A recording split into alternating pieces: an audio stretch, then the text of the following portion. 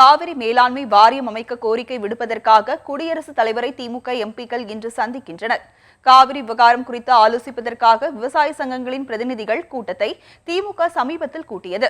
இதன்பின் நிதியமைச்சர் ஓ பன்னீர்செல்வத்தை சந்தித்த திமுக பொருளாளர் மு.க.ஸ்டாலின் அனைத்து கட்சி பிரதிநிதிகளுடன் டெல்லி சென்று பிரதமரை சந்திக்க வலியுறுத்தினார்.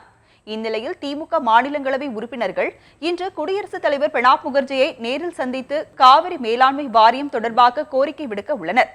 இதற்காக திமுக மகளிர் அணி செயலாளரும் எம்பியுமான கனிமொழி உள்ளிட்டோர் இன்று சென்னை விமான நிலையத்திலிருந்து டெல்லி புறப்பட்டு சென்றனர்.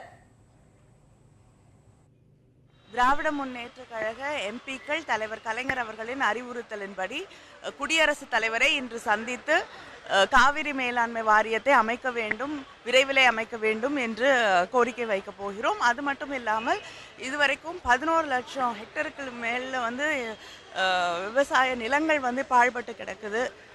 சம்பா குறுவை இதுவுமே வீணா போச்சு. விவசாயிகள் தொடர்ந்து போராடி கொண்டிருக்கிறார்கள். ஆனால் ஒரு பலனும் இல்லை.